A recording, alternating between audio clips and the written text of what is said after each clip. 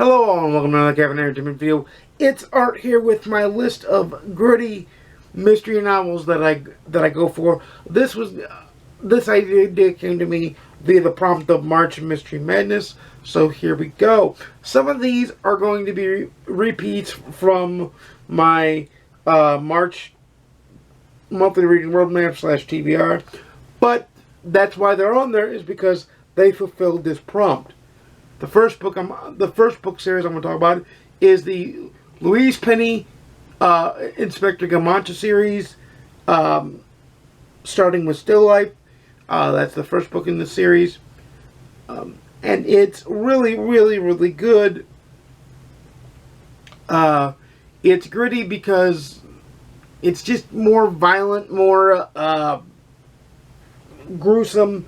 Most of your British and European mystery novels can be more gruesome because they handle that stuff really well, and they tell good stories and better stories in that way too. The next series I want to talk about is one that didn't make the list this year because I'm all caught up on it, and that is the Ton French Dublin Murder Squad series. That is really good. It is a series in that it follows the Dublin Murder Squad, but it follows a different detective in each of the books, and it tells a wonderful backstory, tells an engrossing backstory. Her mark for visualization and depth of making you see what you're reading is, I think, not matched by very many, if at all any. It's a very good read. They are different. They're not for everybody, but I love them quite dearly. I think they're amazing, and I love them quite dearly. So, the next book series I want to talk about is one that did make the list, and that is the Harry Hula Joe Nesbo series. This one's gritty because the mysteries are gritty. The cop, Harry Hula, has many problems, alcoholism being one, a messed up family life being another. But the mysteries themselves are gruesome. They're gritty in the way that they are told.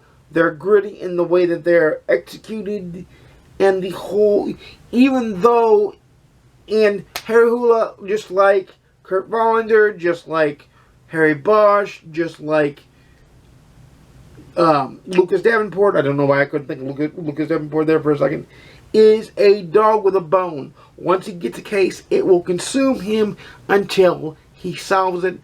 Joe Nesbo has a wonderful way of putting the pieces together slowly and piecing the mystery together slowly for you all. For the reader, I should say. And it is a deep series. Another series I want to mention is the... what's his name? Ian Rankin. The Ian Rankin series is a very gritty series. It's a very, pardon my phone, it's a very gritty series. It's a very, very just dark series. You almost get tunnel vision as you're reading it, because you go down the dark tunnel with the inspectors that are in the series, and you follow that, and it's a very gritty, very gruesome, very grindy type book and type series, and I love it very much. Of course, we can't talk about gritty and grindy without talking about Kurt Wallander by Henning Mankell. It too is Kurt Wallander is a very fragile, very messed up man. Alcoholism, messed up family life. He sees the darkness being a police detective as he does. He sees the darkness, the grittiness, the the dregs of society is the best way I guess I can put it. The dark side of society, the gutter of society. And it wears on Kurt Vollinger. Each book, it wears on him and kind of messes with his core from the inside out. And Henning Mankell is great about showing that with Kurt Vollinger. He is a flawed man for a reason.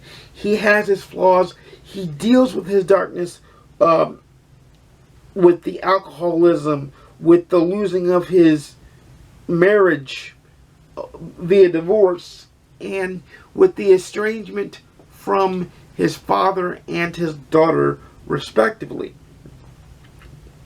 So that happens, and that is, like, if I want to read a gritty dark mystery, the Kurt Vollinger series is one of my go-to. All these are really my go-to. It just depends on what I'm in the mood for, what kind of grittiness I'm in the mood for.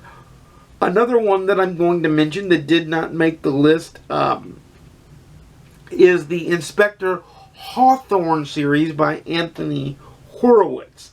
Now you're going to say, wait a minute, those are kind of lighthearted a little bit. And I would agree with you in the interaction between Inspector Hawthorne and the character of Anthony Horowitz. I would agree with you. But in the murder and in the darkness and dregsness of Inspector Hawthorne, it is very much a gritty novel.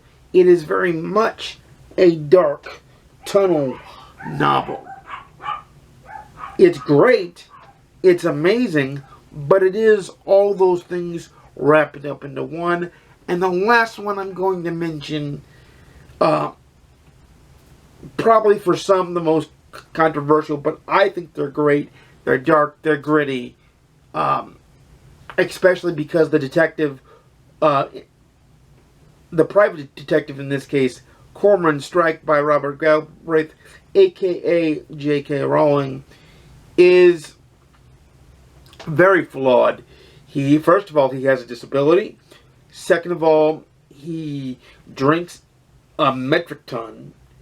Third of all, he is kind of a loner, except for his secretary, whose name I can't remember. Starts with a D, though. I can't remember the secretary's name, but she's amazing. And she's the one, she's kind of like his Watson she's his Watson to where he would be a darker, danker version of Sherlock Holmes. So, we have the Town of French Dublin Murder series, Henning Mankell's Kurt Vollinger series, Joe Nesbo's